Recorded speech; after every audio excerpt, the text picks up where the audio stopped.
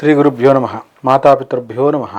గురవే సర్వలోకానాం విషయే భవరోగిణాం హృదయే సర్వవిద్యానాం శ్రీ దక్షిణామూర్తయే నమ. నారాయణ సమారంభాం శంకరాచార్య మధ్యమాం అస్మదాచార్యపర్యంతాం వందే గురు పరంపరాం. శ్రీ గురుభ్యో నమ. ఫిబ్రవరి మాసంలో ఫిబ్రవరి 16వ తారీఖు నుంచి మాసాంతం వరకు ఉన్న గ్రహస్థితి ఆధారంగా మేషరాశి నుంచి మీనరాశి వరకు సంబంధించినటువంటి పక్ష ఫలితాలు ఏ రకంగా ఉన్నాయో తెలుసుకుందాం.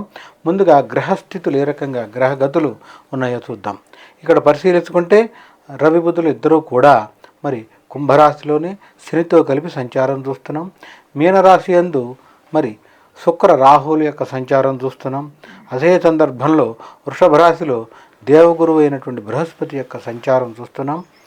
ఇక మిథున రాశి యందు కుజుని యొక్క సంచారం, కన్యారాశి యందు కేతు యొక్క సంచారం. ఈ యొక్క సంచార రీత్యా మేషరాశి నుంచి మీనరాశి వరకు మరి మేషాది ద్వాదశ రాశుల వారందరికీ కూడా పక్ష ఫలితాలు ఏ రకంగా ఉంటాయి, వాటికి సంబంధించి ఒకవేళ ఇబ్బందికరమైన స్థితిలో ఉంటే ఆ రాశికి సంబంధించినటువంటి ఏం చేస్తే ఇబ్బందిలోంచి బయటకు వస్తారు పరిహారం కూడా తెలుసుకుందాం.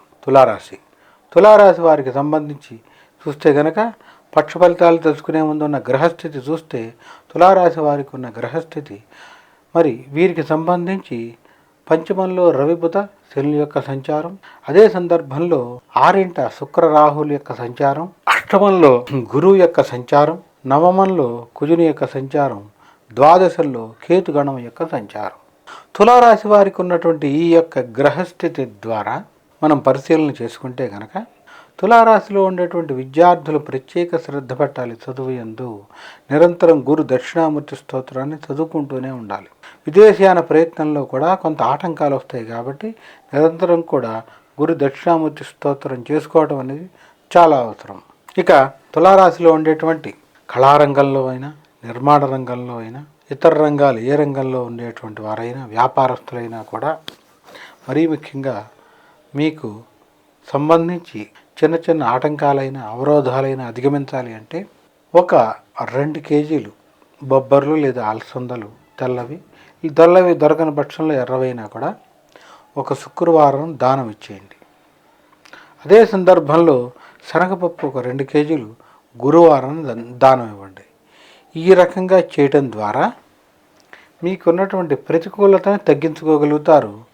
ప్రతికూలత ఎప్పుడైతే పోతుందో మీకు అన్నీ అనుకూలిస్తాయనే చెప్పాలి. అనుకూలత పెరుగుతుంది, సానుకూలత కూడా వస్తుంది.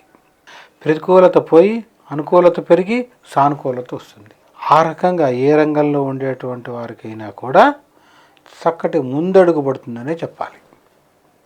అందుకని తులారాశిలో ఉండేటువంటి వాళ్ళు మరీ ముఖ్యంగా ఇక్కడ మనం పరిశీలించుకుంటే కళారంగంలో ఉండేటువంటి వారికి చాలా చాలా అవసరం. ఇక నిర్మాణ రంగంలో ఉండేటువంటి వారికి కొంత ప్రోత్సాహం లభిస్తుంది, కానీ ఆశించినటువంటి స్థాయిలో మరి లాభం రాదని చెప్పాలి. వ్యాపార రంగంలో ఉండేటువంటి వారికి మీకు సంబంధించి కూడా ప్రోత్సాహం లభిస్తుంది. వ్యాపారం కొంత పురోగతిలోనే ఉంటుందని చెప్పాలి. ఇతరత్ర రంగాల్లో ఉండేటువంటి వారు ఎవరైనా కూడా తులారాశి వారికి సంబంధించి ఇందాక నేను తెలియపరిచినట్టు బొబ్బర్లు ఒక 2 కేజీలు, శనగపప్పు 2 కేజీలు ఇవ్వడం ద్వారా మీకు సంబంధించినటువంటి గోచార రీత్యా ఉన్నటువంటి దోషాన్ని తగ్గించుకోగలుగుతారు. అప్పటికీ కూడా ఇబ్బంది పడుతుంటే కనుక మీ యొక్క వ్యక్తిగత జాతకంలో దోషం ఉండి ఉండవచ్చు. అందుకు సంబంధించి మీకు ఎలాంటి సందేహాలు ఉన్నా కూడా తులారాశి వారు నన్ను సంప్రదించండి. మీ యొక్క వ్యక్తిగత జాతకాన్ని పరిశీలించి తదనుగుణంగా ఎలాంటి దోషం ఉన్నా కూడా తెలియపరుస్తాను. ఆ దోష పరిహారం చేసుకోవడం ద్వారా మీకు సంబంధించి ఉన్నటువంటి ఆటంకాలు కూడా తొలగిపోయి ఖచ్చితంగా మీ జీవితంలో పురోగతిని సాధిస్తారు. శుభం. స్వస్తి.